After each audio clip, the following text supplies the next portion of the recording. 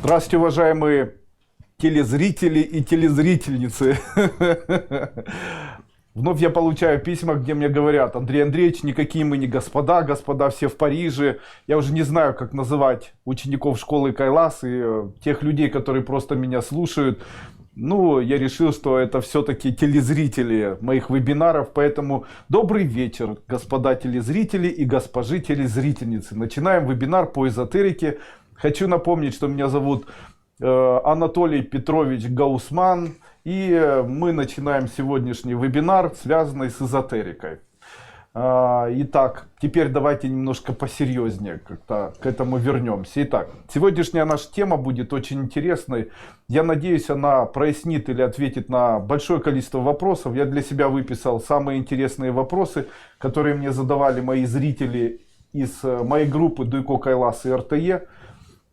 Они очень интересные. Как определить, правильно ли принято решение, что такое там темная и белая сторона жизни человека, ну и так далее. Сегодня ответов будет больше, чем вопросов. Я постараюсь ответить на эти все вопросы. Итак, вы, наверное, заметили, что у людей обычно есть темные и белые стороны. Вы, наверное, замечали, что большинство людей гораздо терпеливее, чем кажутся. Есть очень много людей, которые постоянно терпят. Вы, наверное, замечали, что у человека, скорее всего, есть две стороны. Одна сторона белая, другая сторона черная. То есть белая сторона — это когда человек хочет для кого-то что-то сделать, а темная сторона — когда он наоборот не хочет ни для кого ничего сделать. Белая сторона — это когда человек разговаривает и поддерживает, а темная сторона — когда он хочет кого-нибудь заплевать, затоптать, наказать, нахамить, обматерить и так далее. А скажите, если у человека гипотетически обе стороны нашего тела, энергетические и физически одинаковые, то можно ли сказать, что наша темная и белая сторона одинаковые? Давайте вспомним символ иня и яна. Символ инь и ян обычно две совершенно одинаковые противоположности, и они называются, насколько я помню, дзеном, то есть проявленным дзеном. Таким образом и человек устроен. То есть в каждом человеке есть две стороны. Одна светлая сторона, другая темная сторона. А теперь давайте рассмотрим эти обе стороны. Когда человек живет, то когда ему необходимо реализовывать темную сторону жизни, скажите, он ее реализовывает или нет? Если реализовывает, то как он ее реализовывает? Давайте я сразу же буду отвечать. Обычно люди являются теми людьми, которых воспитывает христианское общество или общество ислама, или какая-нибудь религиозная форма менталитета, или, допустим, конституционные права человека подразумевают, что человека будут защищать в случае, если он будет добрым, хорошим гражданином там, и так далее. То есть можно ли сказать, что человек, он от своего рождения должен сосредотачиваться на светлых сторонах своей жизни и реализовывать светлые стороны своей жизни? Я сразу же отвечу, ну конечно да. Наша вся жизнь, она устроена по принципу, что человек реализовывает часто свои белые стороны, то есть он терпеливый, поддерживает близких и не реализовывает негативные стороны своей жизни, то есть ему легче промолчать, легче ничего не сказать, легче заткнуться, легче там задавиться ненавистью. Мы очень часто становимся терпеливыми людьми и очень часто становимся теми людьми, кто страдает от того, что накапливаем большое количество темных элементов в себе. Но в случае, если обе наши стороны, они в гармонии, то тогда правильно было бы, если бы человек реализовывал свои темные стороны. Правильно? Да. Но мы их не реализовываем. Как же определить, чего в нас больше, светлых сторон или темных? Ну, наверное, темных все-таки больше. Как это проявляется? Большинство людей, в случае, если они начинают вспоминать свою жизнь, я это замечаю все чаще и чаще, склонны к тому, чтобы вспоминать все самое плохое. То есть можно сказать, что запомнить то, как чавкал страшно человек, гораздо легче, чем запомнить то, как человек хорошо ел. Почему? Потому что мы обычно реализовываем все светлое и обычно накапливаем все темное. Таким образом, человек, хочет этого или нет, автоматически переходит на сторону темных сил, фактически является конденсатором или аккумулятором темных сил в своей жизни. То есть в тот момент, когда его что-то раздражает, он это накапливает. После этого добавляет туда немного злости, немного разочарования, страдания, немного дискомфорта, вновь немного злости, немного раздражительности, немного дискомфорта. В случае, если разместить две стороны весов в человеке, и одна сторона это будет сторона добродетели, и другая сторона, сторона зла, то человек становится неким аккумулятором, в котором больше стороны зла, чем стороны добра. То есть человек и так добро реализовывает, он это делает постоянно, а зло, получается, накапливает. И тут такой, очень часто люди думают, что накопление зла должно реализовываться по-темному. То есть человек должен реализовать зло, проявив свою матерщинность или став злым человеком. Недавно я видел эзотерическую практику, там предлагали людям матюкаться друг на друга, вытаращивая глаза, царапаться, бить в грушу или осквернять кого-то, или кричать на кого-то в метро, тем самым разгружать именно эту темную сторону жизни человека.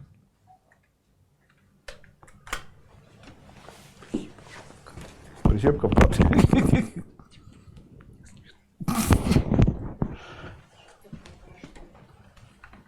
Извините, техническая пауза.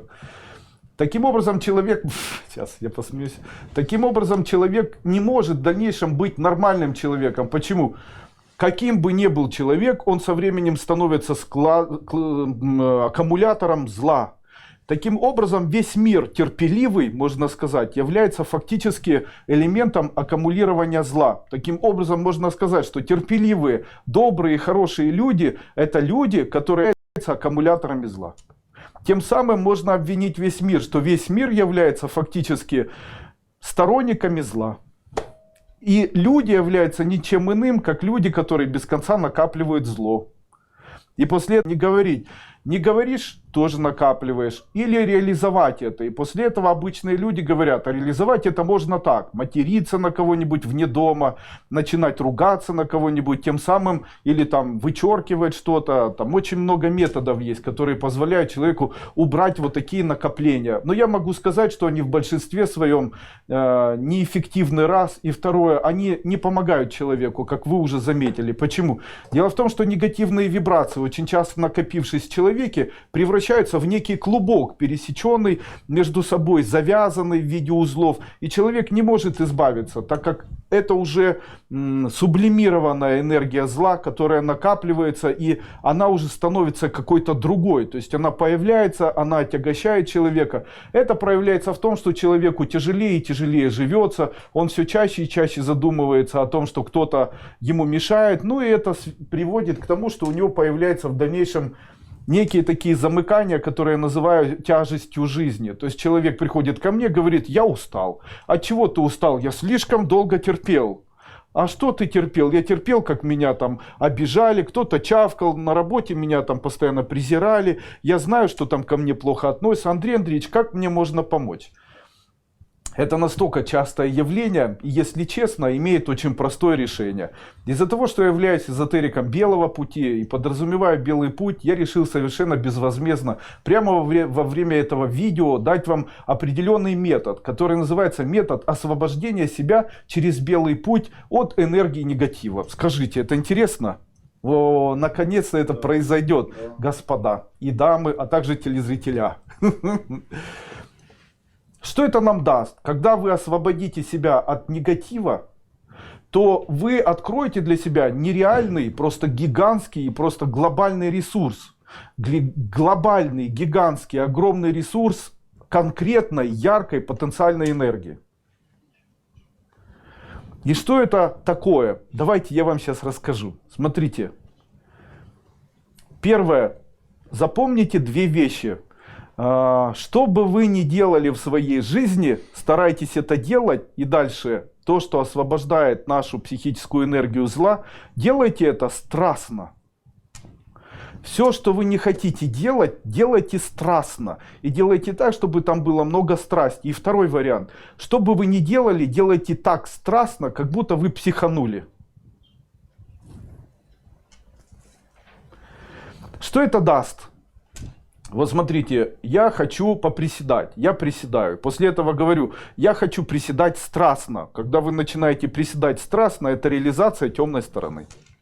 Вот как я изучал там какие-нибудь слова. То есть человек говорит, я буду изучать слова, как мне сложно, я буду их изучать, но необходима реализация темной стороны. И я делал так, я психанул на себя и говорю, да нифига, я сегодня прямо выучу все эти слова. То есть я начал их заучивать страстно, вытаращивая глаза и так далее. То есть что делает человек, когда он злится или когда он кому-то что-либо высказывает? Что он делает? Он делает это страстно.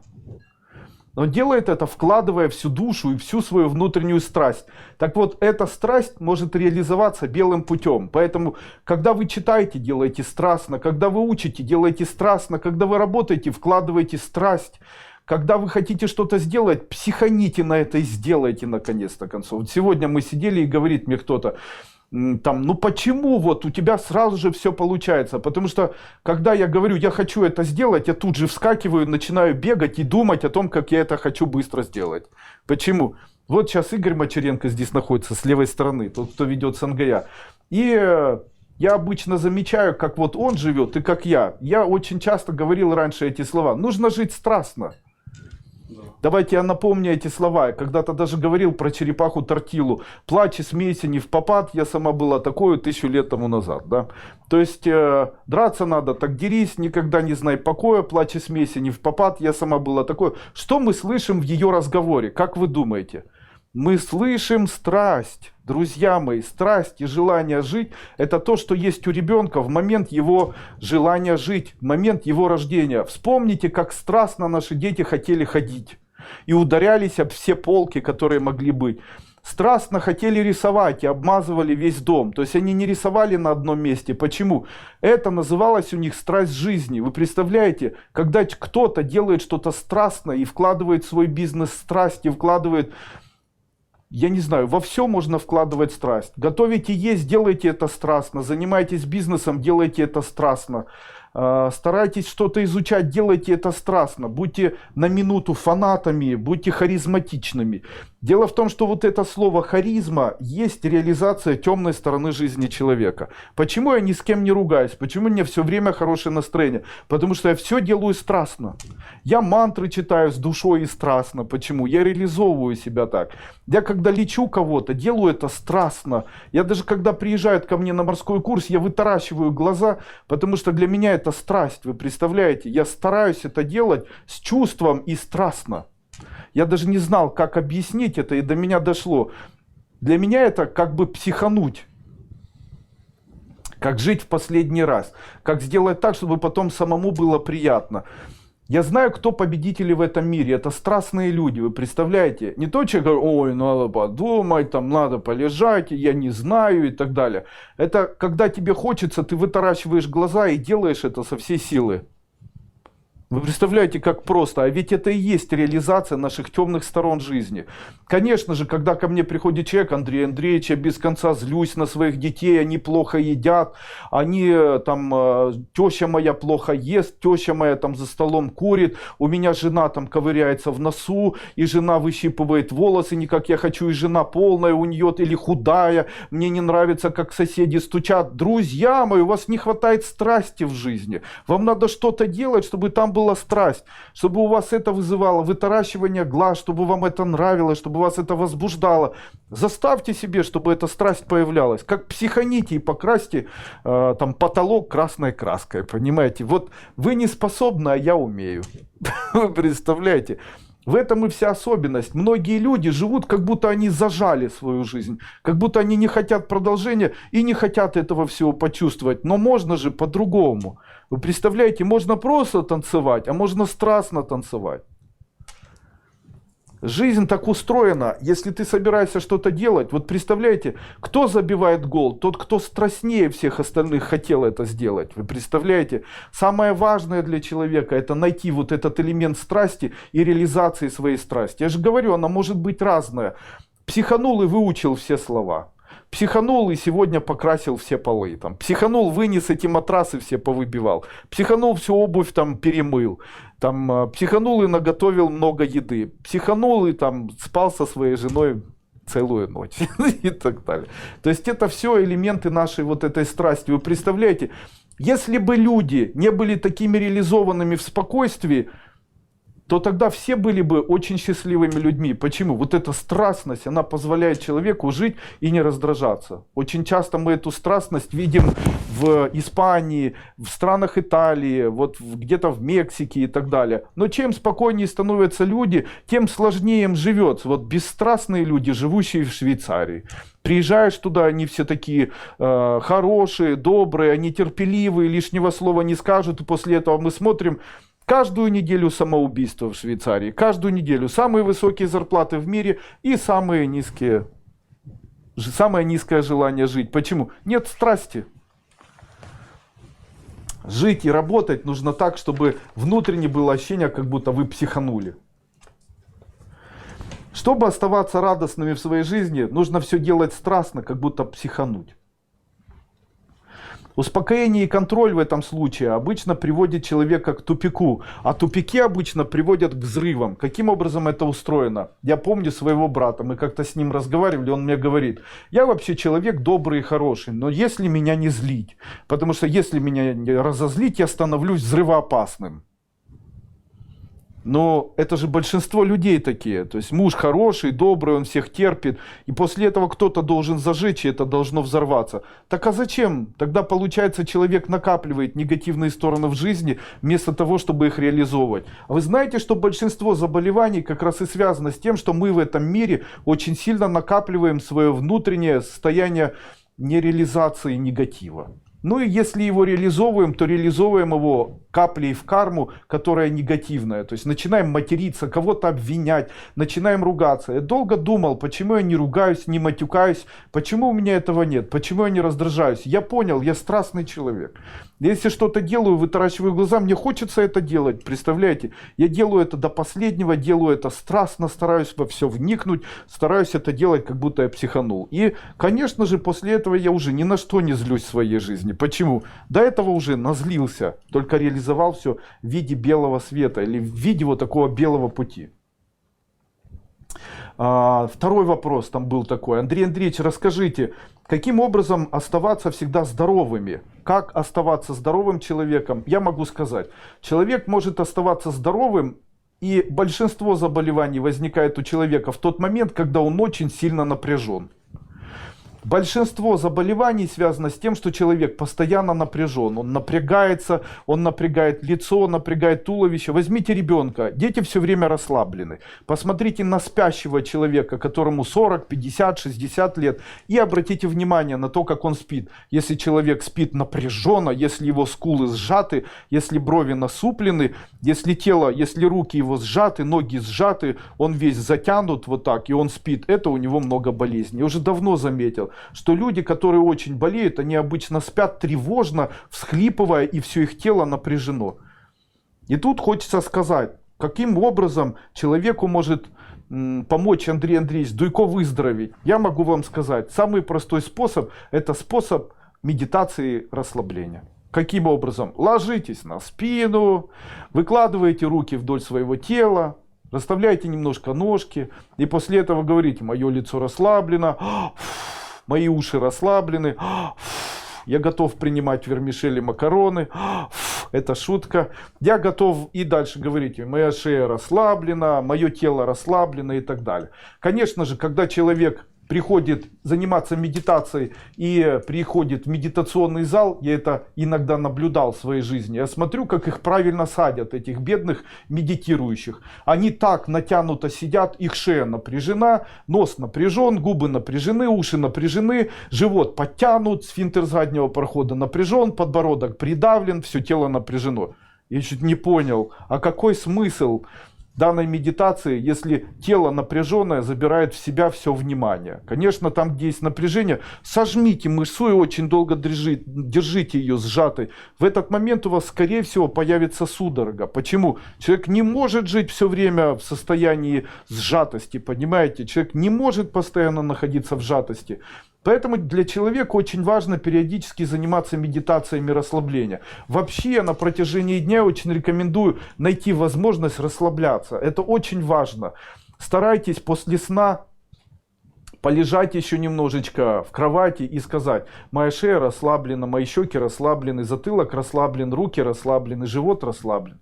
Попытайтесь сжать живот и после этого расслабить, чтобы все-таки почувствовать, как он расслабляется. Сжать бедра и расслабить, чтобы почувствовать, как бедра расслабляются. Найдите в себе вот эту возможность найти в себе состояние расслабления. Это и есть медитация, хоть она и простая.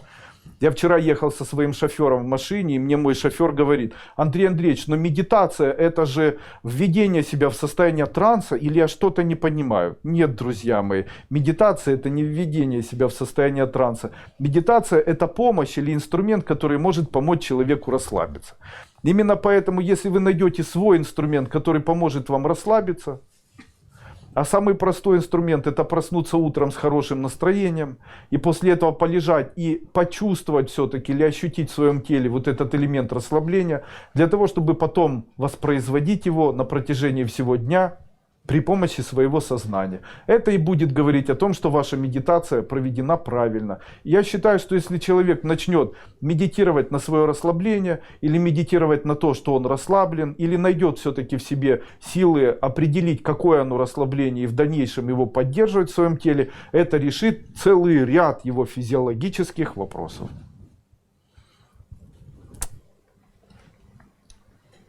Андрей Андреевич, дайте способ, как найти или как сконцентрировать свое сознание. Смотрите, как человек может сконцентрировать свое сознание. Я не могу запомнить и 3 слов. Почему? Потому что у вас в голове кашка-малашка. Потому что на протяжении дня человек думает обо всем и сразу. И это нужно сделать, но нужно сейчас это делать. Обычно это выглядит так. Так, напишите, пожалуйста, там, посчитайте что-то на калькуляторе. Человек начинает читать на калькуляторе, после этого мысль: так, где мой Костя? Так, нужно Косте позвонить. Так, Костя вчера вообще пришел поздно, и у него было плохое настроение. Бедный мой сыночек, где же это он был? Наверное, это он встречается со своими друзьями, и они ему портят настроение. Или это из-за моего мужа, который пришел поздно. Точно, почему мой муж поздно пришел? Видимо, ему на работе тяжело. Бедненький, это ему на работе тяжело. Ну, конечно, зарплаты не платят. Кстати, тот человек, который зарплаты не платит, у него жена. И эта жена в последнее время становится все красивее и красивее. Неужели у нее есть любовник? Ах ты ж, в таком мужчине изменяет. Надо же. И вот начинается, знаете, кашка-малашка в голове. То есть человек начинает блуждать в своем сознании, перепрыгивая с образа на образ и так далее. Как же можно сконцентрироваться? Для человека одним из самых простых способов найти возможность концентрации является чтение или повторение каких-нибудь слов. Это может быть мантра, молитва, заклинание, все что угодно. Многократное повторение одного и того же приводит человека к тому, что его сознание становится очень сконцентрированным. Даже если человек, сидя, начинает повторять: мне очень хорошо, мне очень хорошо, мне очень хорошо, мне очень хорошо, мне очень хорошо, мне очень хорошо, как молитву или мантру, то в дальнейшем ему, возможно, хорошо не станет, но зато он будет в дальнейшем запросто находить нужные мысли, его концентрация вырастет.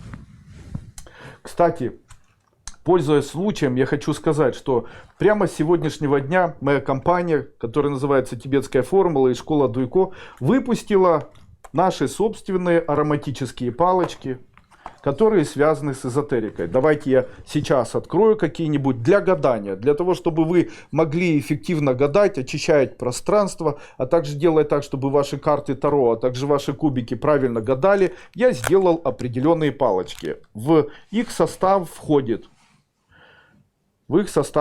цедра апельсина, анис, гвоздика, ладан, сандал, кардамон, можжевельник, сосна, цедра лимона, шалфея, аромамасло лимона, аромамасло пачули. Сейчас достанем, что же здесь есть. Здесь находится 20 палочек, а также вот такая вот штучка для возжигания, которая делается тоже моей компанией.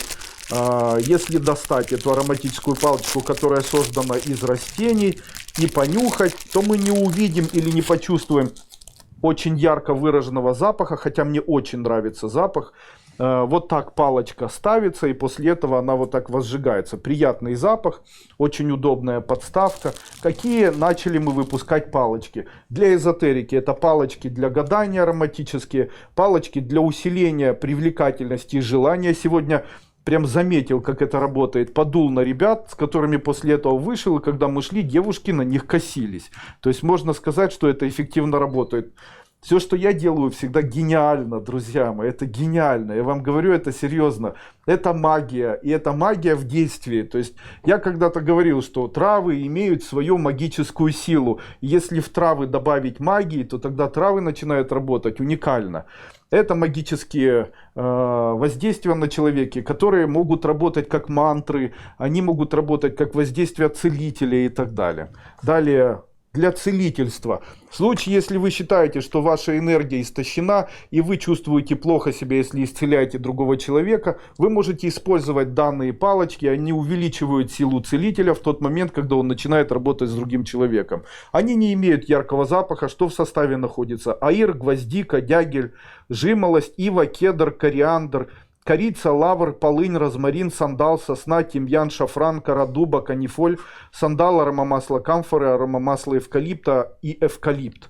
Таким образом, это ароматические палочки, которые магически влияют на каждого человека или влияют на человека так, чтобы раскрыть в нем дар целителя и сделать так, чтобы он при помощи своего прикосновения, знания, а также сердечного тепла мог растопить заболевания другого человека, будь то заболевания физические, энергетические, порчи или проклятия, ну и так далее. Таким образом, очень эффективные палочки, они очень хорошо пахнут. Одна из особенностей палочек заключается в том, что они, в отличие от обычных палочек, очень быстро горят. Почему я решил это сделать? Потому что нужно много дыма и нужно много влияния, и так, чтобы они не особо задымляли помещение. После них остается очень приятный, мягкий и такой тонкий аромат в помещении. После этого обычно людям это нравится. Если они заходят с улицы, говорят: да у вас как осенью вроде пахнет. И третьи палочки, ароматические палочки для медитации. Что они дают человеку? Они дают спокойствие, расслабление тела, расслабление сознания. Человек становится ровным, его сознание становится сконцентрированным, получается удерживать свои мысли. Мысли становятся уже не запутанными и не расползаются в паутине наших забот. Они становятся сконцентрированными. В состав входит валерьяна, пионь, полынь, мята, камфора, пустырник, рута, хмель, череда, сандал, масло бергамота и аромамасло розмарина. Также моя компания выпустила огромное количество ароматических палочек от всех болезней. Сегодня женщина написала: Андрей Андреевич, как сделать так, чтобы у меня хороший был сон? Ароматическая палочка «Здоровый сон». Возжигая данную палочку, я это делал. Вот замечаю, вот девочки мои не хотят спать вечером. Я зажигаю палочку, походил по всему дому с этой палочкой. После этого все начинают зевать и плавненько идут спать. Также палочки сирантал есть. То есть у вас есть люди, которые дома имеют высокое давление, потому что насмотрятся какого-нибудь телевидения и после этого не могут успокоиться. Достаточно зажечь сирантал, сразу же уже не интересует информация никакая, выключают телевизор, все начинают зевать, уже хочется смотреть комедию в мире животных там и так далее. Далее, красный дракон. Муж меня не хочет. Ха-ха-ха. Теперь посмотрим, хочет он или нет. Мнемонорм. Дети плохо учатся, можно подымить в их комнате для того, чтобы сознание было концентрированным. Могу сказать, что воскуривание палочки мнемонорм по своей эффективности не уступает приему 5 или 6 одновременно таблеток мнемонорма. Сознание становится сконцентрированным, эффект распространяется на всех, кто находится в помещении. Эффект еще энергетического воздействия достаточно высокий. Я могу сказать, что все ароматические палочки, а их будет около 100 видов, вы сможете приобрести на моем сайте kailas.duiko.market или duiko.guru или в дальнейшем на сайте aduiko.com. Сейчас мы это все фотографируем и буквально уже до понедельника или вторника сможем это выложить на нашем сайте. Невысокая будет стоимость, можете это все заказывать. Я обещаю вам, что эффективность работы с данным продуктом вас удивит. Эффективность работы с данным продуктом не только удивит, а еще и шокирует, потому что в действительности эффективность потрясающая. То есть они очень отличаются, они моделируют поведение, моделируют отношение к жизни тех людей, которые находятся в помещении после того, когда кто-то заходит. То есть Фактически это программируемые палочки, которые создают определенный элемент поведения тех людей, которые в дальнейшем находятся в помещении после их воскуривания. Супер! Я считаю, что это интересно. Продолжаем. Это была рекламная пауза.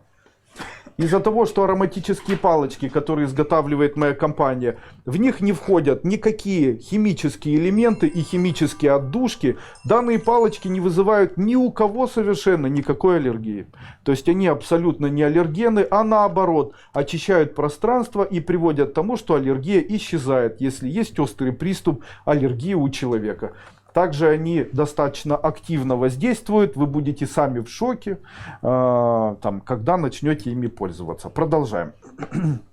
Итак, лучший способ сконцентрировать сознание — это чтение мантр или чтение молитв или чтение стихов. Дальше.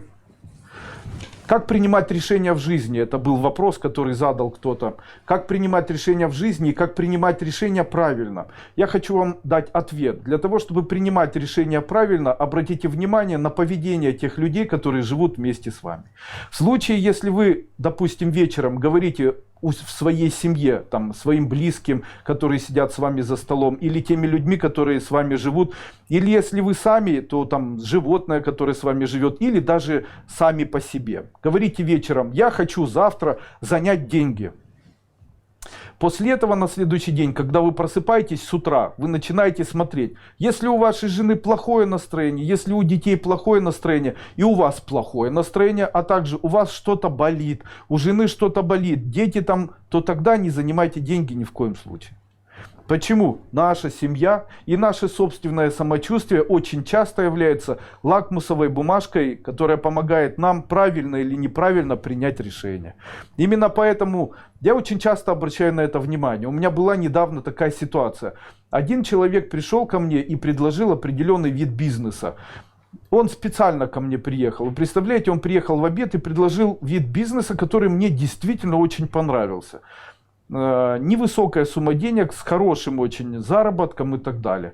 И я уже подумывал, что я все-таки хочу вложить в него деньги. Тем более сам он намеревался стать просто исполнителем, а не человеком, который будет идти со мной как партнер.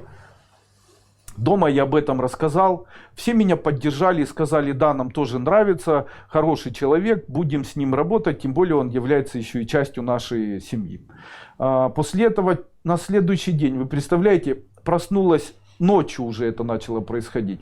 Роза проснулась ночью и было плохо. Утром проснулась Аня, у нее было расстройство. После этого до вечера у Славы было расстройство. И после этого вечером было у меня расстройство. После этого я понял, что мне придется этому человеку набрать и сказать, что я с ним делать бизнес не буду. После чего я ему позвонил и сказал: я делать бизнес с тобой не буду, у меня нет сейчас такой возможности. После этого у Славы закончилось расстройство, у меня закончилось расстройство и у моих детей все закончилось. То есть это было без лечения. Конечно же, о чем это говорит? О том, что нужно на это обращать внимание, дорогие товарищи. Потому что наша семья является лакмусовой бумажкой того, с кем мы встречаемся, того, что мы делаем, и того, насколько неудачно мы во что-то встреваем. Дело в том, что это очень частое явление. Жена злится. Обратите внимание на то, с кем вы на протяжении дня общались, кому вы что обещали, где вы врали или каким-то образом с кем вы работали. И постарайтесь видоизменить это все. В случае, если вы видоизмените подход, видоизмените то, что с вами произошло, перестанете общаться с этим человеком, то их состояние тоже изменится. Так как наши любимые люди очень часто являются рукой Бога, которая и показывает нам, какие из решений в нашей жизни нам необходимо принимать. Правильно, да? Вот, видите. Итак, как это сделать? Вечером скажите, или что вы хотите что-то сделать. Если у них плохое настроение и плохое самочувствие, то не делайте то, что вы хотите сделать. Это даст вам возможность или инструмент, который даст вам возможность правильно принимать решения в вашей жизни. Следующий вопрос мне задали. Андрей Андреевич, можете сказать, есть ли какое-нибудь качество у состоятельного человека? Есть ли какое-нибудь качество, которым можно объединить большое количество людей, которые чего-то добились в жизни? Да, такое качество есть у этих людей. Это качество, их два. Я обычно первое качество называю долбанутостью. Почему? Это люди, которые имеют свое собственное видение. Вы представляете, это люди, которые совершенно не такие, как все остальные. То есть вы представляете, человек, который не хочет быть, как все остальные, старается быть не как все остальные и делает все не как все остальные, фактически делает человека конкурентоспособным. И второе, одна из особенностей этих людей заключается в том, что они еще и творческие.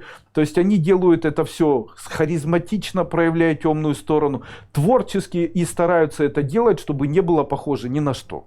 Я, конечно же, могу сказать, что один из таких людей это я. Вы представляете, у меня всегда на все есть свое мнение. Я стараюсь не повторять, как делают все. Я всегда слушал музыку, которая никому не нравится. Конечно же, я один из тех людей, который сказал, что человека можно лечить ароматическими палочками. И теперь я еще и докажу, вы представляете, сделав такие ароматические палочки. И вы представляете, самым смешным будет, что оно будет помогать. Понимаете, это будет самым смешным.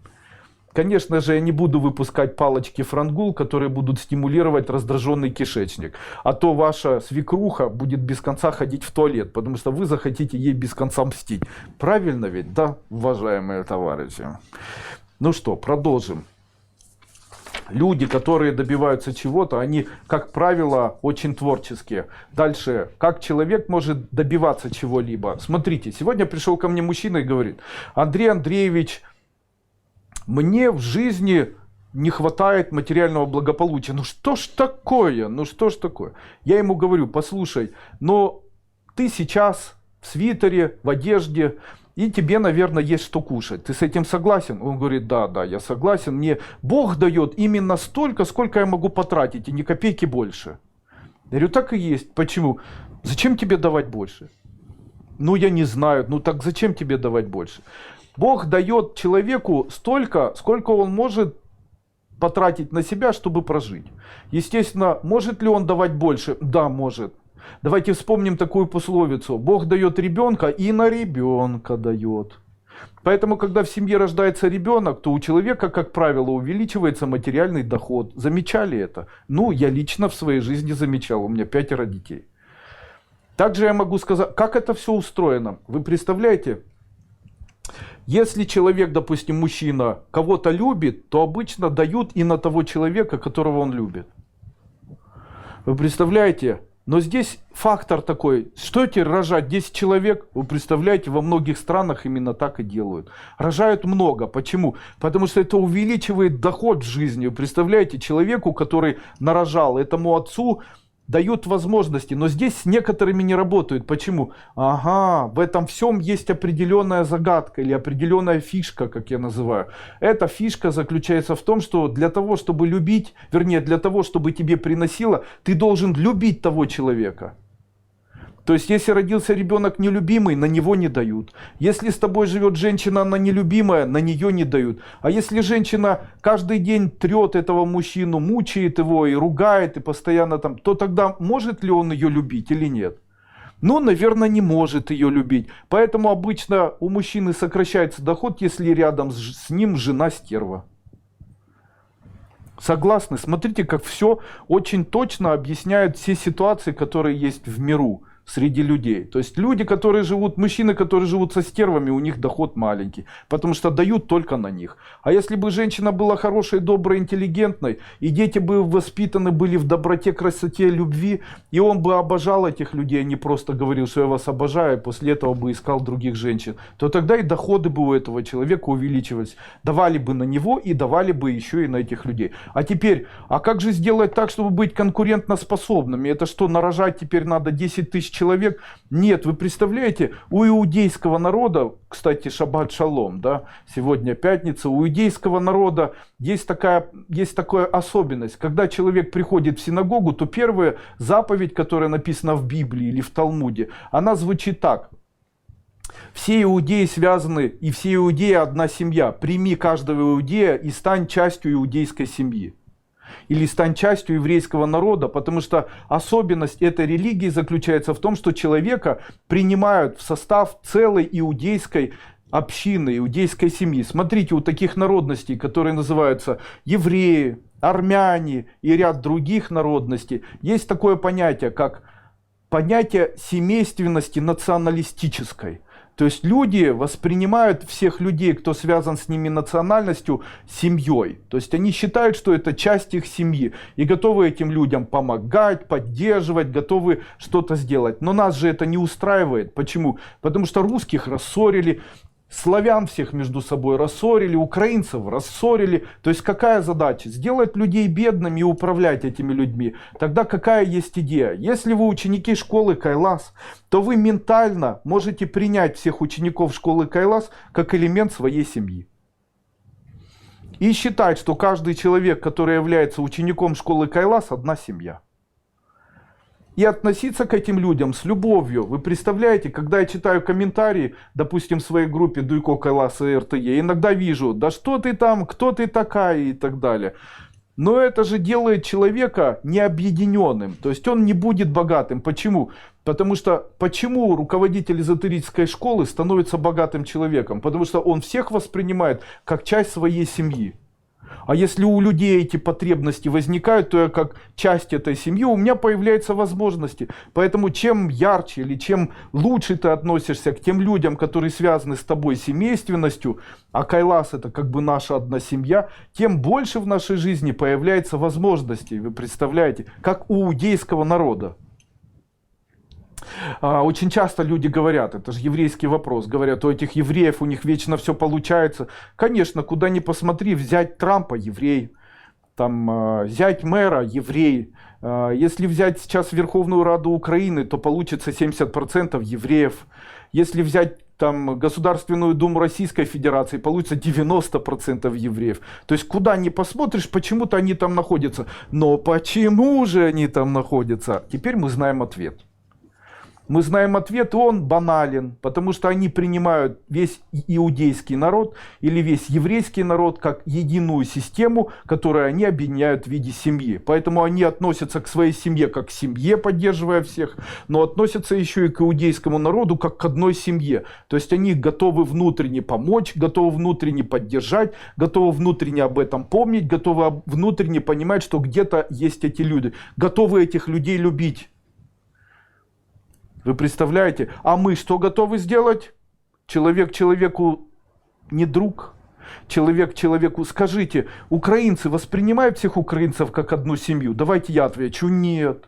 Русские люди воспринимают всех русских как одну семью? Давайте я отвечу: нет. Там казахи воспринимают всех казахов как одну семью? Нет. А белорусы как одну семью? Нет. Почему? Люди не здороваются в метро. Потому что если бы они воспринимали себя как...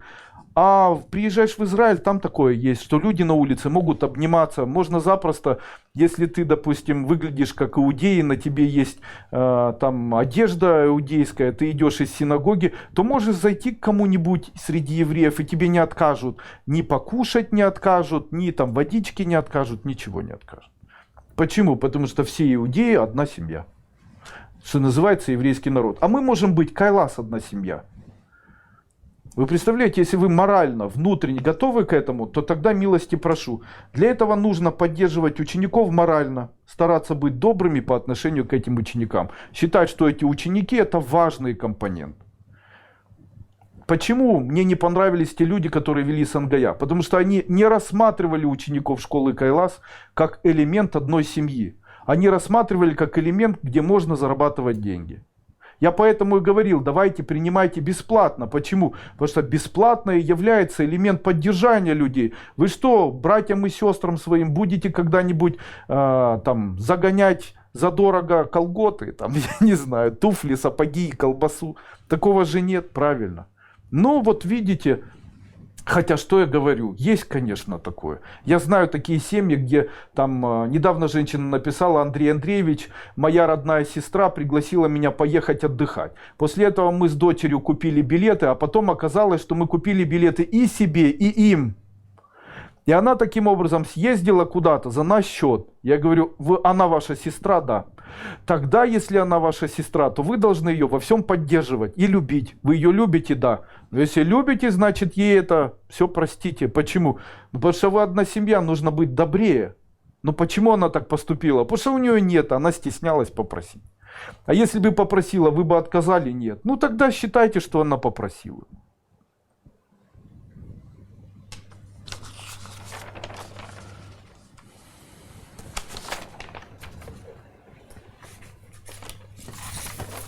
Дальше.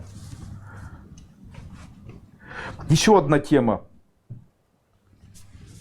Я когда-то говорил о времени денег. Давайте еще раз сегодня об этом скажу. Существует время денег. Если человек знает о времени денег или времени, когда формируется богатство у человека, то тогда он не будет совершать ошибки. Итак, это время звучит так. С 18:00 до 23:00. Если в это время человек получает удовольствие, то весь следующий день будет программироваться так, чтобы был успех в жизни. Будет появляться материальное благополучие, будет появляться успех у этого человека, все в жизни будет появляться. Таким образом, в случае, если человек с 18 до 23 часов злится, обижается, нервничает, кричит, если он там пипикает, матюкается, там доказывает что-то кому-то, обижается, то тогда это приведет к нищете.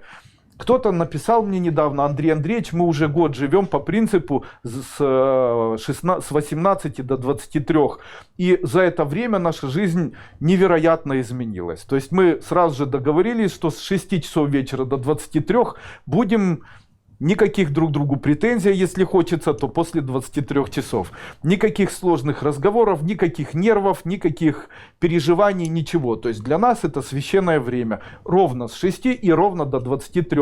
1 год прожили, а теперь привыкли. И у нас уже как бы это само собой получается.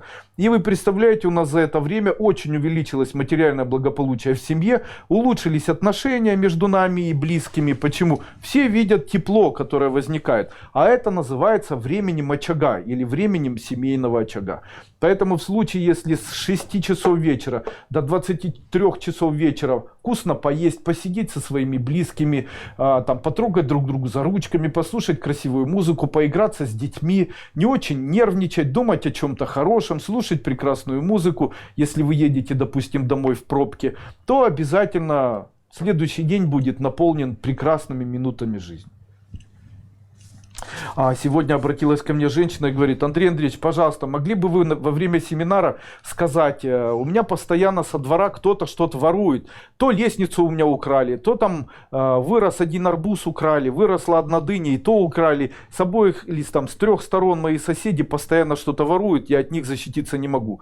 Если какой-нибудь обряд, чтобы я на дереве повесила что-то, чтобы там после этого люди не захотели ничего воровать. Я хочу вам сказать, в эзотерике или в магии есть такое понятие, которое называется понятие того, что украсть у мага невозможно. Почему? У мага забрать невозможно. Почему? Когда человек забирает у вас что-то без спроса, он становится фактически вашим эзотерическим должником. То есть, если без спроса у вас забрали лавку или забрали без спроса вашу там стремянку, то что вы хотите получить взамен? И вы имеете на это право. То есть вы можете сказать: пока моя лестница у тебя, твое здоровье у меня. Пока моя стремянка у тебя, твое везение у меня. Вы представляете? Ты пользуешься моей стремянкой, я пользуюсь твоей удачей. А что человеку нужно? Нужно, чтобы мы были более удачливые. Вы представляете, одному человеку чуть-чуть везет и другому чуть-чуть. А теперь взяли 2 людей и одно везение соединили с другим. Будет везения больше? Конечно. Почему? Таким образом он забрал стремянку, он счастлив. Вы забрали везение, теперь вы счастливы тоже. У вас есть болячка, ее не надо отдавать. Если у вас забрали, то поменяйтесь, потому что тот, кто у вас забирает, что-то вам должен. Таким образом, если у вас кто-то что-то забрал, вы можете поменяться и забрать что-то взамен. Тем самым эзотерически, еще раз это доказывает, у человека забрать ничего нельзя, потому что тот, кто у человека забирает, называется кармическим должником, а сам обмен называется эзотерически вольтом. Таким образом, вы производите вольт или вольтаж. То есть вы делаете все для того, чтобы человек, не делаете специально, чтобы он украл. Но если он это сделал специально, то имеете право взять взамен, что захотите. Вы представляете, я бы на месте людей не воровал бы. Почему? Потому что, воруя, они могут попасть на того человека, кто может забрать самое нужное. Вот, допустим, у меня там были такие люди, которые воровали что-то у меня. Я при этом не говорил там, чтобы ты там подавился и так далее. Не подставлял одну щеку и не просил, чтобы ударили по другой. Я делал вольт. То есть я говорил: хорошо, ты забрал у меня там мое, а я забираю у тебя успех и везение. Или ты забрал у меня мое, я забираю твою популярность. Или ты забрал у меня мое, а я забираю твое здоровье. Или я забираю часть твоей жизни. То есть я потратил на то, чтобы это у меня была часть своей жизни, и теперь ты у меня это забрал, я забираю у тебя часть твоей жизни. Человек даже не заметит, он просто умрет на 10 лет раньше.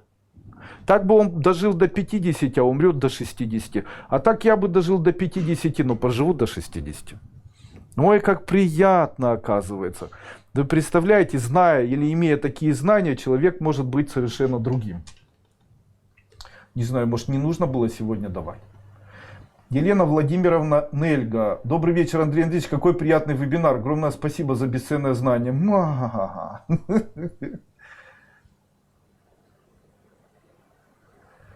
А зачем мы пишем вопросы тогда, если это запись? Как это запись? Я вот читаю, не знаю, зачем вы пишете, не пишите, пишет Людмила. С чего это вы решили, что это запись? Вы что думаете, если я не отвечаю на ненужные мне вопросы, то это запись? Когда же я это успел? Вот я сейчас почитаю, и тогда мы поймем. А можно было бы дальше продолжать. Но раз вы считаете, что ваши вопросы важны, буду отвечать на них. Андрей Андреевич, подскажите, когда будет новогодний семинар? Через 2 недели. Я за Кайлас, доброту и радость, и я. Зачем мы пишем вопрос тогда, если это запись? Это не запись, это прямой семинар. Андрей Андреевич, когда будет новогодний семинар? Ответил. Хочется пригласить всех, кто еще не состоит в нашей общественной организации. Люди, прошу вас, присоединяйтесь в РТЕ. Правильно пишет Наталья Гольченко. Молодец, Наталья Гольченко. Елена Костылева. Здравствуйте, Андрей Андреевич. Я приобрела комплект Сангая и первую обновленную ступень. Разрешите сыну и невесте смотреть материалы. Большое спасибо. Разрешаю. Андрей Андреевич, подскажите, когда будет новогодний семинар? Через 2 недели. Какой приятный вебинар. Ой, спасибо. Итак, теперь вы понимаете, что данный вебинар у нас не в записи. Ура, товарищи. Переходим к вопросам. Завтра у дочери день рождения. Ей 42 года. Что можно сделать маме?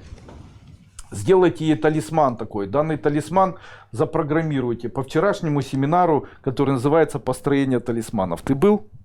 Не? Людей принимал. Да.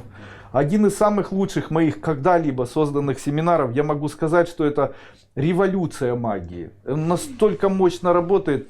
Можете все мои семинары, которые я когда-либо делал, убрать и смотреть только тот, который я выпустил вчера.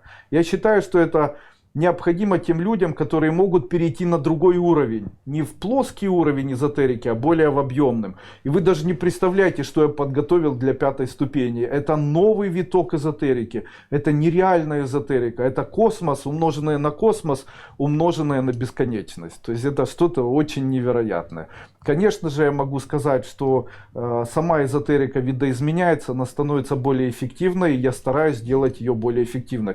Я хочу вам сказать, что вчерашний семинар, это семинар, который создан таким образом, что человек может посчитать, будет ли счастливым его имя и фамилия, будет ли его название компании приносить ему материальную прибыль, как сделать так, чтобы названия приносили материальную прибыль, как сделать так, чтобы на человека повоздействовать, как сделать так, чтобы нарисовать какие-то талисманы. Ну и очень уникально все. Можно делать свои мантры, свои символы и быть идентичным, ни на кого не похожим. Но просто знать условия игры. Почему? Сама игра это закон. То есть оно работает, оно существует. Люди просто в этом не разбираются. Но если они понимают и они начинают это знать, то тогда они приходят к состоянию, которое я называю могущество. То есть человек становится могущественным, ему подвластно что-либо изменять, а не только рассказывать, как некоторые бесконечные байки. Итак, все-таки вернемся. Что же можно сделать для девочки, у которой завтра день рождения? Итак, самое важное это нажелать. Говорите с завтрашнего дня ей следующие слова. Когда вы будете поднимать тосты за эту девочку, говорите ей со слов вот таких. Говорите: пусть скоро у тебя будет, и ей желайте что-нибудь. Чем больше вы ей нажелаете всего, тем больше у нее появится. Таким образом, если вы нажелаете или всем миром нажелаете, или говорите во время поднимания, говорите: я чувствую, что скоро у тебя будет много везения и любви. Не, я желаю тебе скоро, чтобы у тебя было. Не так. Говорите: я чувствую, у меня предчувствие, что этот год для тебя будет уникальным, и у тебя будет много везения, любви. счастья, радости. Вот если вы будете так говорить, тогда это все исполнится, особенно если вы мама. Таким образом запрограммируете ее судьбу. Когда планирую 5-ю ступень на следующий год, после марафона сразу, или до, посмотрим. Андрей Андреевич, я работаю в турфирме, часто работаешь, несколько дней, иногда больше, недели уходят. Можно ли сказать, что ты забрал время, а я заберу твою удачу? Нет, у вас никто ничего не своровал, с вами рассчитались. Какое вы имеете право это делать? Почему люди постоянно стараются схитрить? Почему нужно кому-то делать зло? Почему человек, который вас нанял и платит вам деньги, обязательно должен быть плохим человеком? Объясните. Неужели люди, которые на меня работают, должны у меня и тратят время, я же с ними рассчитываюсь, плачу им деньги. Неужели они имеют право делать вольт? Я же сказал, если у вас украли, и вы не знаете кто, и вам обидно, то заберите, потому что это должники. Ой-ой-ой, как не стыдно, фу. Ой, как не стыдно. Валерия Склярова. Ушли клиенты, я занимаюсь УЗД массаж 6 лет, промахов не было, причем не во мне вопрос. В чем причина ухода клиентов? Понятно. Выполняйте Сангая 38, которая была на прошлой неделе. Клиенты уходят в тот момент, когда в сторону человека не течет любовь.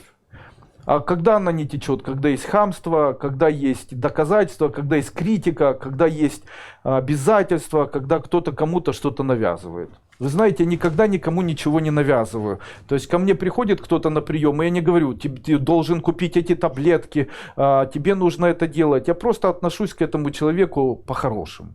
Стараюсь выполнять свою миссию. То есть я человеку назначаю, говорю, вот это в аптеке можете купить, хотите, можете у меня что-то купить, ну там сами смотрите.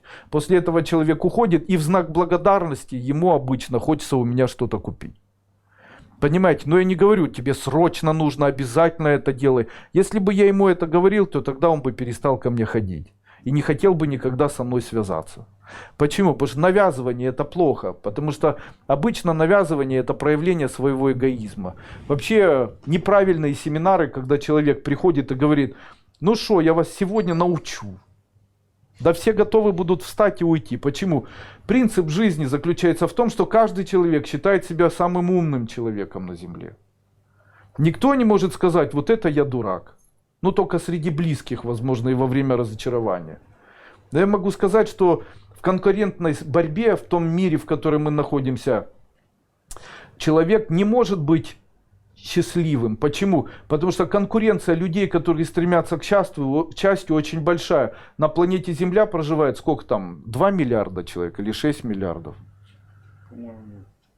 Там 2 миллиарда человек, допустим, я просто не знаю точные цифры. Если 2 миллиарда человек проживает на Земле, то в этой конкурентной борьбе за счастье у человека шансов стать счастливым очень мало. Это 1 умножить на 1 в минус 2-миллиардной степени. То есть это выиграть или достать счастливый билет к счастью из шаров, которых будет 2 миллиарда. То есть это как найти песчинку на пляже, которая имеет цвет красный. И вас выпускают на пляж и говорят, найди песчинку, она красная. Найдешь и будешь тут же счастливым человеком. То есть выиграть лотерею 6 из 36 легче, чем стать счастливым человеком среди конкуренции в 2 миллиарда человек. Таким образом, а что же делать человеку? Ему необходима эзотерика, потому что чем необычнее человек и чем сильнее он отличается от всех людей сознанием своим, тем больше у него шансов стать совершенно другим человеком, быть конкурентоспособным. Помните, я когда-то говорил, в тот момент, когда весь мир стал гулящим, то есть когда женщины стали доступными, а семейные ценности потеряли ценности, они для меня стали важным понятием в жизни. Почему? Потому что я стал другим. Когда большинству это не нравится, то для меня это является самым важным. Я никогда не пойду за теми людьми, которые объявляют войну другим людям. Почему? В тот момент, когда этого не происходит, меня это может интересовать. Но в тот момент, когда это происходит, они меня перестают интересовать. Почему? Они в большинстве. Я никогда не за большинство. Я всегда за меньшинство. А именно за свое меньшинство. Представляете? То есть я не хочу, как люди делают. Я не хочу, чтобы было как у всех. Мне вообще все равно. Я хочу заниматься или хочу, чтобы идеи были исключительно мои. То есть, когда говорят мы за них, а мы за них, я против всех. Я против всех, а когда все говорят мы против всех, мне будет вообще безразлично. Почему? Я вообще занимаю третью позицию. Да. Андрей Андреевич, спасибо за еще один полезный вебинар. Скажите, пожалуйста, важно ли, кто первым поздравил с днем рождения, мужчина или женщина? Нет, не важно. Важно, с какой ноги вы встанете в день рождения. Мои рекомендации. Встаньте с правой ноги. Первое, что нужно сделать после того, когда вы проснетесь на день рождения, встаньте с правой ноги, пойдите и искупайтесь. Тогда ваша жизнь будет очень счастливой. А еще, если после того, когда вы проснулись, съесть малину, то весь год ваш будет очень-очень счастливым. Малинку, да. А у тебя день рождения завтра. Кстати, у нашего Игоря Мачеренко день рождения. Итак, завтра, да, можете поздравить, кто его знает. Дальше. Отвечаю на вопросы в РТЕ. Здравствуйте, уважаемый Андрей Андреевич. Завтра день рождения. Что сделать, пожелать, подарить? Это все Мачеренко нафанил. 6 дней назад. Дальше. Как эзотерически бороться с магией Вуду? Эзотерически бороться с магией Вуду нужно следующим образом. Берете, делаете куколку. У меня такое есть. Куколка должна быть не бьющаяся, желательно похожая на вас. После этого на левой ноге пишите, или на спине куколки черным фломастером пишите имя свое, а на животе свою фамилию. На спине имя свое, а на животе свою фамилию. И эту куколку садите где-нибудь, так, чтобы она была где-нибудь на кухне или в спальне, чтобы она сидела на шкафу. И каждый день, смотря на эту куколку, говорите: «Привет, Андрей Андреевич». После этого тот человек, который будет влиять как Вуду, влияя на куклу, будет влиять на вашу куклу, и на вас это передаваться не будет. Второе. Необходимо получить духовное имя. Утром, просыпаясь, необходимо сказать: сегодня я проживу как дальше свое духовное имя. И после этого жить. Человек, который будет делать Вуду, он будет произносить ваше имя, там, Петя Иванов, вернее, после этого будет втыкать иголочки, или там ногти, или и так далее. И после этого, для того, чтобы этого не было, он может повлиять на вас, даже если он помнит вас и не знает ваше имя, но не сможет повлиять на духовное поле. Поэтому, если вы это духовное поле, то тогда на вас физическое воздействие любой энергии, воздействия иметь не будет. Таким образом, духовное имя может в этом помочь. Ольга Плоховорудая. Добрый вечер, ура! Приятная неожиданность. Конечно же, волнует денежный прорыв. Когда все было классно, а потом на 108 градусов меняется в худшую сторону, при этом, что совсем не сетовал никогда на жизнь, и с приподнятым настроением, плохими мыслями не допускалось настрой на лучшее все, чем пробить закрытый внезапно неизвестной пробкой денежный поток. Спасибо огромное, Андрей Андреевич, что вы такой загруженный. Для того, чтобы открыть внезапно денежный поток, делайте мудру. Берите мизинцы, берите их остальными пальцами и вот таким образом сидите. Также возьмите сангая, которое посвящено деньгам, и делайте прорыв вашего денежного квадранта. Как там говорил Кийосаки, да, денежный поток, денежный квадрант и так далее. Делайте прорыв.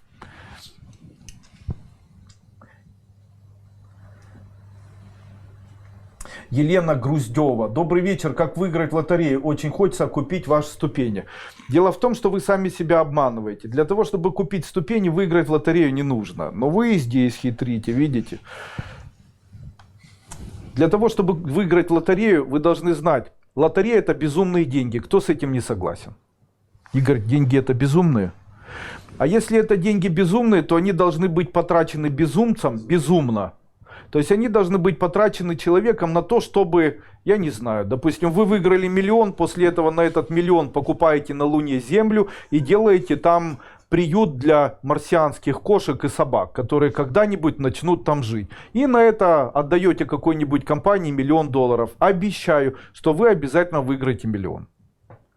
В случае, если человек готов, он безумен и готов безумно тратить деньги на какую-нибудь глупость, то тогда именно такие люди и выигрывают эти деньги. И после этого они их очень быстро тратят. Если спросить после этого, на что вы их потратили, окажется, что они потратят ни на что. Почему? Почитайте истории тех людей, которые когда-либо выиграли огромные деньги. И почитайте, на что они их потратили. Окажется, что у них не появилась ни квартира, ни имущество, у них ничего не осталось. Потому что обычно эти люди ни на что умудряются потратить.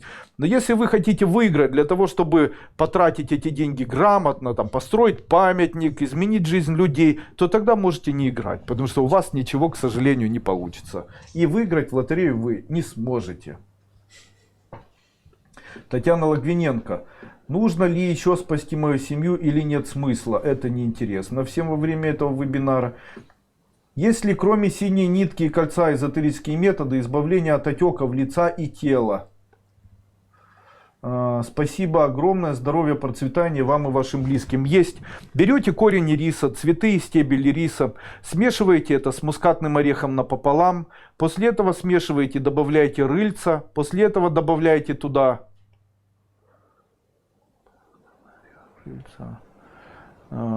и все. Мускатный орех, рыльца и корень ириса.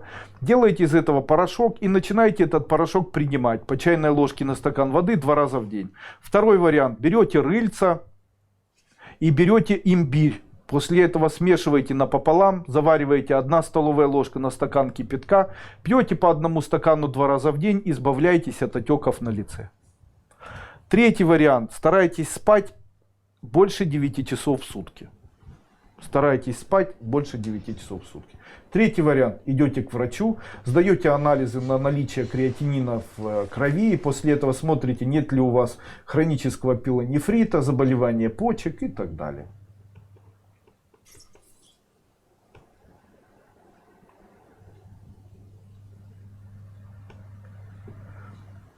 Здравствуйте, начала пробовать работать с кубиками. Все делаю, как вы объяснили, не всегда говорят правду. В чем может быть причина? На один и тот же вопрос кубики отвечают 1 раз. В случае, если вы задали один и тот же вопрос за 2 дня, допустим, сегодня, выйду ли я замуж или нет, на следующий день, выйду я замуж или нет, то эти кубики навсегда перестают с вами работать. Они элемент показывания правды.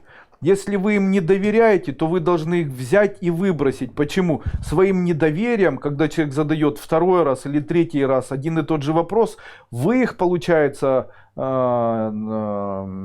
обезличиваете, проклинаете и делаете так, что они как бы, ну, как это называется, омрачаете.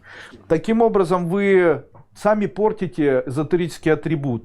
Именно поэтому, если вы, допустим, будете говорить, какой следующий выигрышный номер 6, а следующий, можете взять их и выбросить. Почему? Вы уже один узнали. Получается, вы один узнали. Человек, кубики — это средство нашего ментального поля. Таким образом, в случае, если человек задает вопрос себе и 1 раз услышал ответ, то 2-й раз он проявляет уже элемент недоверия. А если тебе показывают, вот честно, вы говорите нет, ты врешь, то после этого тот человек, который сказал 1 раз честно и которого обвинили во лжи, он не захочет больше никогда говорить.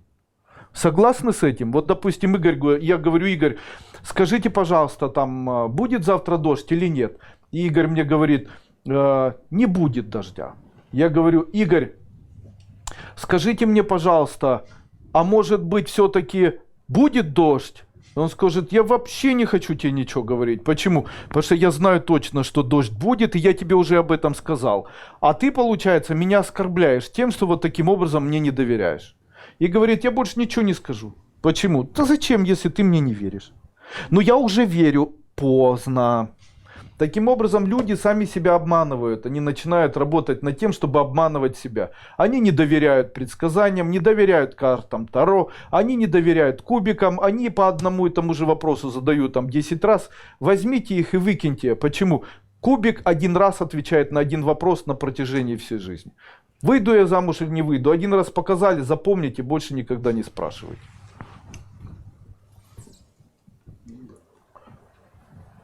Ого, как много написала Валентина. Уважаемый Андрей Андреевич, доброго вечера. Здравствуйте вам и вашей семье. Хотим сказать вам огромное спасибо за то, что вы делаете, что благо, которое вы несете миру. Спасибо. Благодаря вам мы могли создать семью. Ой, так приятно. И сейчас готовимся к зачатию ребенка. Спасибо за советы и поддержку в этом. Нам с мужем 48 лет. На одном из семинаров вы посоветовали нам заняться одним общим делом, бизнесом. Наступило предложение поехать в Прагу. У нас есть желание и возможность купить землю в России, заняться земледелием, посадить ореховую рощу, выращивать целебные травы. Подскажите, пожалуйста, как правильно делать выбор. Оставайтесь в России, выращивайте травы. После того, как мы стали жить вместе с мужем, работы у него стало совсем мало, ну и денег тоже. Может, мы что-то не так делаем, семья у нас пока не официальная, мы не зарегистрированы. Первое, что необходимо сделать, поверить друг другу и сделать регистрацию. Давайте спросим сегодня у Игоря Анатольевича, который находится прямо здесь во время этого вебинара. Игорь Анатольевич, вы помните, как я вам в свое время... Можешь встать, подойти, да. Пусть тебя видно. Вот он здесь находится. Да, видно, ближе, ближе. О, видите, вот он находится. А давайте у него сегодня спросим. Есть второй стул у нас? Наверное, есть, но я тебя, к сожалению, не посажу. Ну, это. Давайте спросим. Вот когда-то Игорь Анатольевич подошел ко мне и говорит: Андрей Андреевич, я бы хотел жить, чтобы в моей жизни появилось материальное благополучие. Я ему тогда что сказал? Я сказал: тебе необходимо создать брак с Оксаной, с которой ты живешь, и поставить печать. Да. Было такое? Да. И он говорит: ну мы и так друг с другом живем вместе. Было такое? Да, было. Я ему говорил: у вас денег не будет до того момента, пока... Говоришь, ну что же это печать? Она же ничего не значит. Ну да, я говорил такое. Скажи, я был прав? Да. 1000%. О, видите, 1000% я был. Если вернуть назад все, то еще там где-то в 2009 году, вот когда говорил Андрей Андреевич, я бы еще тогда уже все сделали. Скажи, отношения улучшились после этого? Да. Теперь вы друг другу ближе стали? Конечно. Вот, это один... Спасибо. Спасибо Игорю Анатольевичу. Я могу сказать, что это в действительности вот яркая правда. Дело в том, что это действительно имеет значение. Я очень много наблюдал таких пар, которые просто так живут, и когда ставят печать, она необходима. Сразу же появляются и деньги, и хорошие отношения. Особенно изменяется отношение женщины. Прямо особенно изменяются. Сразу же родная, близкая, самая дорогая. До этого вот постоянно какое-то вот ощущение разбежности или ощущение вот этого вытянутой руки, оно присутствует. А потом только печать появляется, сразу же все изменяется. Могу сказать, что это очень важно. Это важно на самом деле больше даже для мужчины. Но тем не менее, женщина, как хранительница очага, обычно заставляет это сделать или хочет, чтобы это было и так далее. Но обычно мужчины делают так: у нас денег нету, у нас на свадьбу нету и так далее. Да, я вас прошу. ЗАГС работает для всех, поэтому это не так дорого, как кажется.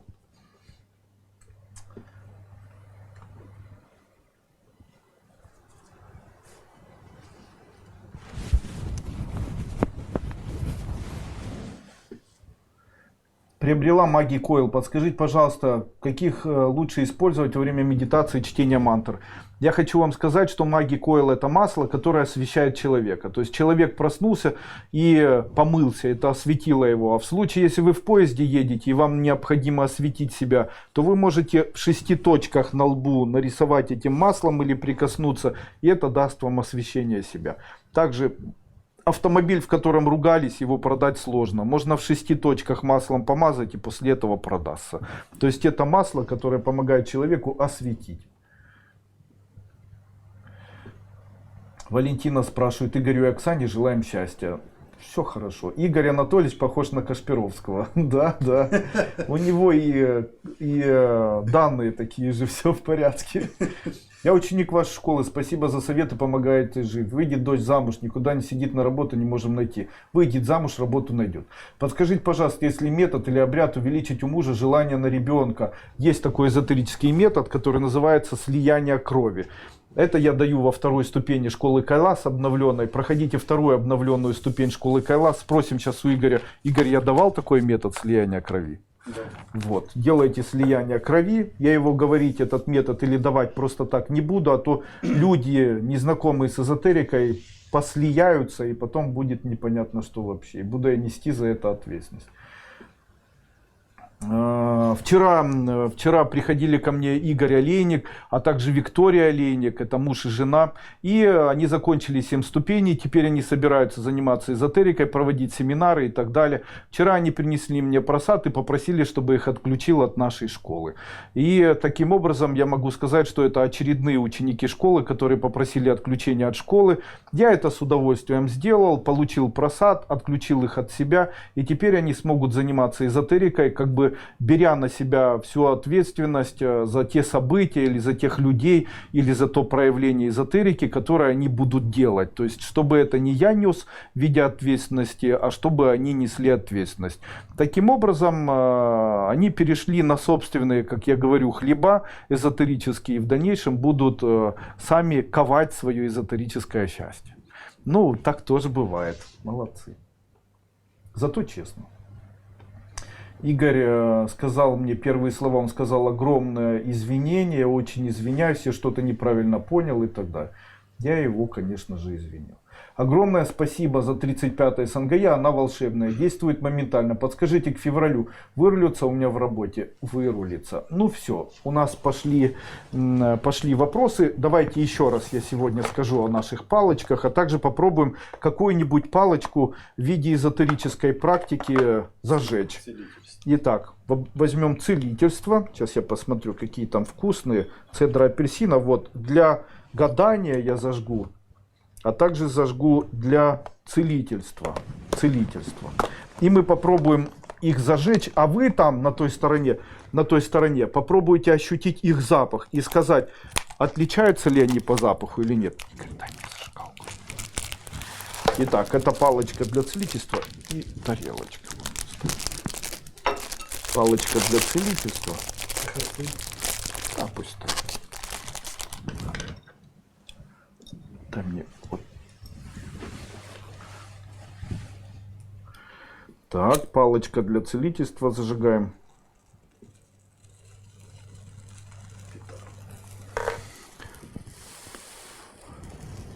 Ой, вкусно пахнет. Давайте я подую на вас.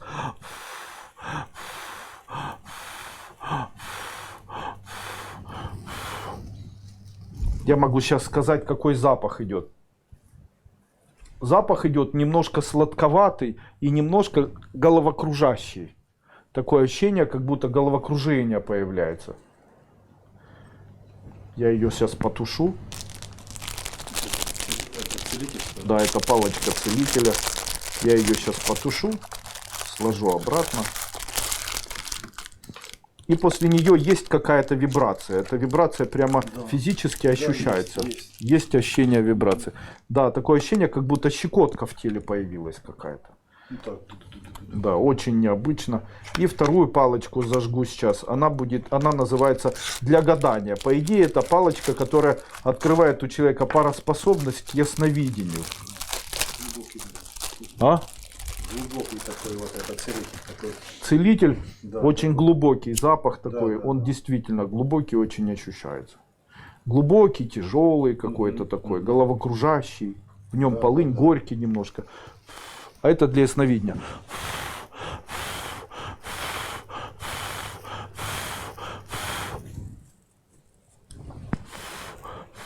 Очень радостный такой запах. Очень такой приятный, сладкий, какой-то очень веселый, прямо такой запах. Похоже, да. вроде будто так, вот, ну, оно может смешанное все. Похоже, будто тот, но это такой поверхностный, такой классный, такой вообще другой. Этот запах такой, в нем запах четко пахнет церковью, пахнет мандаринами, да, очень пахнет церковью. Если понюхать его, очень сильный запах церкви. Прямо ощущение такое, как будто прямо в батюшке с вот этим вот дымом, который у него. Очень похоже на ладан церковный, такой вот приятный ладанный запах такой получился. Очень-очень веселящий, создает такое ощущение веселья, какой-то внутренней радости, терпимости. Видите, это для ясновидения. Могу сказать, что у него есть качество, он очень-очень приводит к головокружению, потому что в нем находится немножечко ферменты, которые могут привести к головокружению. Это шалфей, это ладан. Они имеют функцию создания у человека эффекта радости, желания жизни и так далее. Очень рекомендую. Называется для гадания. Конечно же, успокаивает И головную психику боль может очень. убирать, Да, может убирать и головную боль, и дает человеку какое-то такое состояние возвышенное. Очень приятно. Дорогой и любимый Андрей Андреевич, пожалуйста, дайте какую-нибудь асану или медитацию на увеличение сексуальной энергии или привлекательности. Мужчинам для того, чтобы увеличить сексуальную энергию, необходимо поднять указательный палец правой руки вверх и делать вот такую медитацию, ставя палец перед собой вверх. Также очень хорошая есть трава или корни. Они называются, смотрите, дайкон, похож на... Дальше баклажан, дальше кабачок, дальше... Морковка. Берите твердые корни, особенно морковка, дайкон, все корни, которые имеют длинный вид, особенно корни, имбирь. И обязательно вот эти корни ешьте в сыром виде, в большом количестве. Нет ничего более повышающего сексуальную энергию человека, чем поедание данных корней. Огурец, дайкон, дальше там имбирь, это все корни, морковь. Эти все корни кушайте сырыми и желательно так, чтобы они были в виде такой стружечки. Заливайте там подсолнечным оливковым маслом и кушайте их жуя. Таким образом убедитесь в том, что у вас заметно улучшится состояние сексуальной энергии. Очень вкусно пахнет, да? Особенно целительные, они такие, как будто что-то добавляют. Татьяна Воеводина. Андрей Андреевич, я очень рада, что когда-то познакомилась с учением школы Кайлас. Ура! Ну что? Я желаю вам всем успеха, желаю радости и настоящего человеческого счастья, которое дает человеку возможность быть богатым и здоровым. Будьте счастливыми и будьте радостными и будьте здоровыми вместе со школой Кайлас. Я хочу сказать, что эзотерика и магия – это путь к энергетическому, физическому и материальному могуществу. Я всегда говорил эти слова, хочу еще раз повторить. Все в ваших руках. Не стоит уповать на судьбу, стоит изменяться самому. Обязательно услышьте то, что я сегодня говорил во время этого семинара, и обязательно это используйте. Это приведет вас к изменению вашей судьбы и жизни, сделает вас более радостными, более амбициозными, более харизматичными и проявит ваши темные стороны только через белый путь. Тем самым вы станете добрее, не будете так злиться на окружающих, не будет у вас зла, и вы выйдете из мира, которым управляют люди, которые являются аккумуляторами накопления темной энергии. Желаю всем вам успехов и хорошего вечера. Приглашаю еще раз на завтрашний вебинар платный, который посвящен будет привлечению в жизнь материального благополучия. Я буду это все рассказывать еще раз и давать коды. С вами был Андрей Дуйко. До свидания.